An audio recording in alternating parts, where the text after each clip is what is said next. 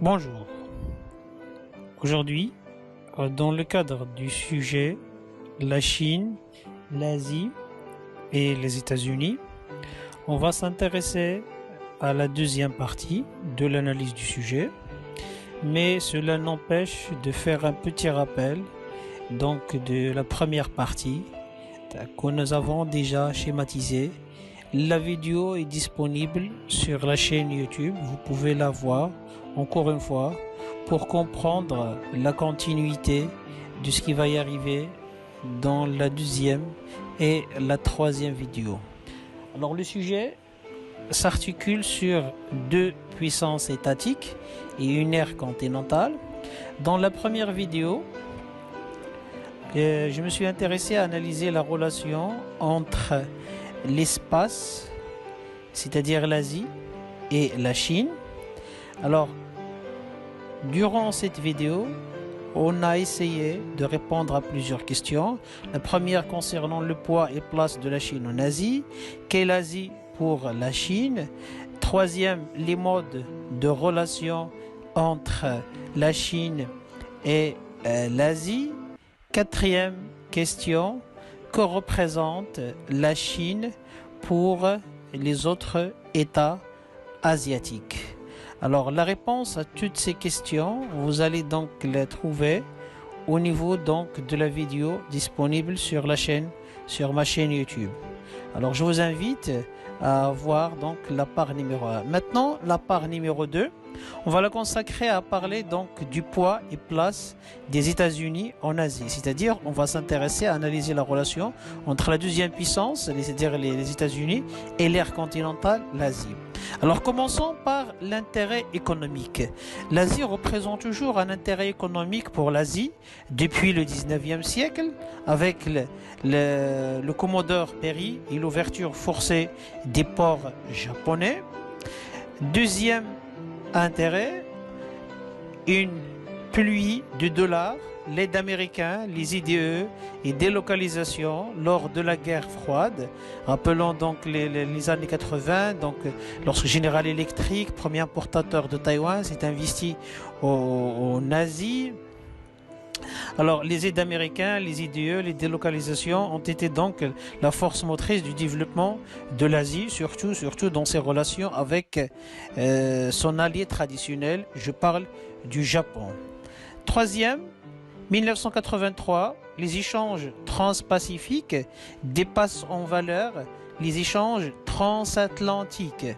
Les États-Unis, premier partenaire commercial du Japon, jusqu'au début des années 2000, lorsqu'il a été détrôné par la Chine.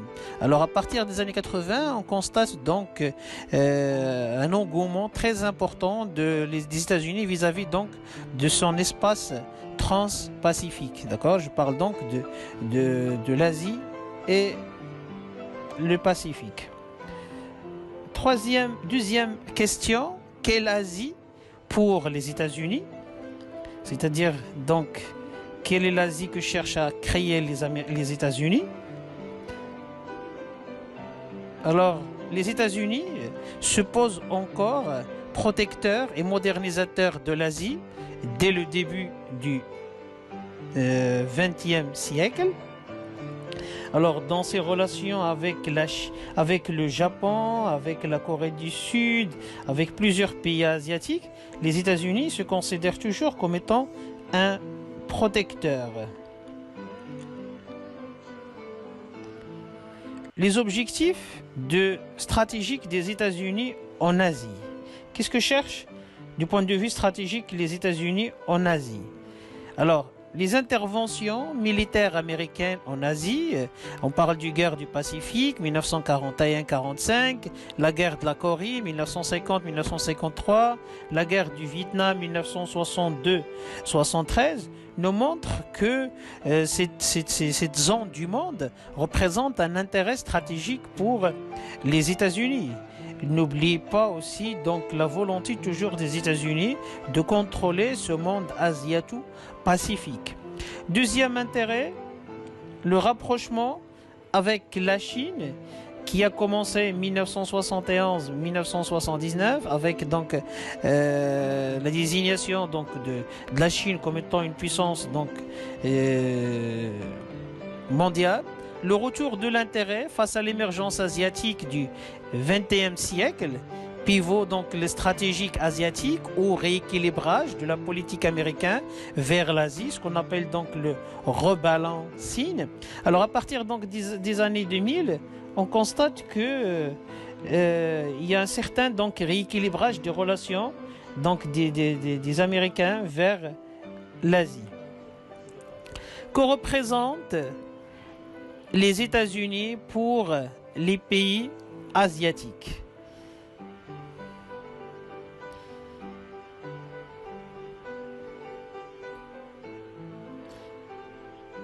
Alors, dans ce cas, pour les voisins de la Chine, inquiétés par les revendications maritimes chinoises, l'alliance américaine est le seul contrepoids.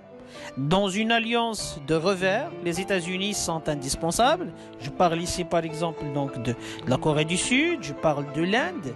Alors ces pays-là ont des problèmes avec la Chine et automatiquement ils se réorientent vers les États-Unis. Alors les modes de relations entre les États-Unis et l'Asie. Quels sont les différents types de relations qu'entretient les États-Unis avec les pays asiatiques? Dans ce cas, alors je vous ai tracé donc un cartogramme des relations internationales en Asie depuis la guerre froide. Alors, ce cartogramme va nous montrer cette ceinture asiato-pacifique américaine, c'est-à-dire que cette partie du monde, je parle donc de l'Asie et le Pacifique, je désigne ici le Pacifique par l'Australie et les pays voisins, représente toujours un intérêt stratégique pour les États-Unis et ces relations vont de la coopération jusqu'à la rivalité. Alors, il y a certains pays qu'on considère toujours comme étant des alliés stratégiques des États-Unis dans la région. Il y a d'autres pays qu'on peut considérer comme étant des rivaux.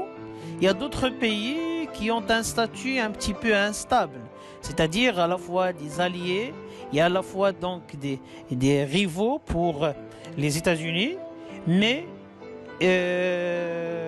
cette situation ne laisse dire que les États-Unis cherchent donc à contrôler la région et contrebalancer la montée en puissance de certains pays, à l'image de la Chine, à l'image donc de la Russie, d'accord? Et même ce rapprochement avec la Corée du Nord s'inscrit dans le sens. Alors les États-Unis a un traité bilatéral avec le Japon, 1951, le traité de San Francisco, par lequel les Américains s'engagent à défendre les Japonais contre toute évasion extérieure, de la part donc soit des Chinois ou bien n'importe quel pays. Avec la Corée du Sud aussi, un traité bilatéral.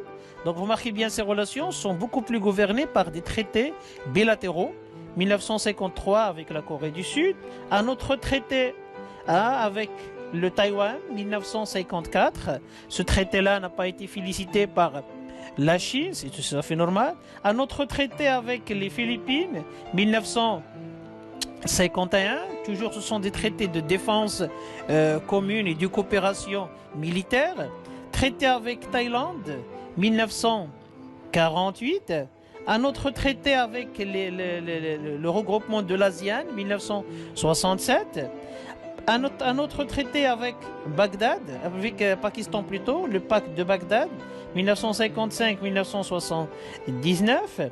Alors, maintenant, on va introduire la Chine, on va introduire l'autre puissance, l'Inde, et on va introduire la Russie dans le modèle pour bien expliquer donc les relations. Alors, la Chine a signé une entente avec Pakistan en 1963. Il a eu une guerre avec l'Inde, donc les guerres avec l'Inde 1947, 1965, 71, avec l'Inde 1962. La Russie a signé un pacte avec l'Inde 1971. Et les deux derniers pays, c'est le Vietnam et la Corée du Nord. Alors, voilà donc ce, ce cartogramme ne laisse dire que les États-Unis est un acteur omniprésent et fortement ressenti au niveau de l'Asie. Alors je vous en remercie et à la prochaine vidéo.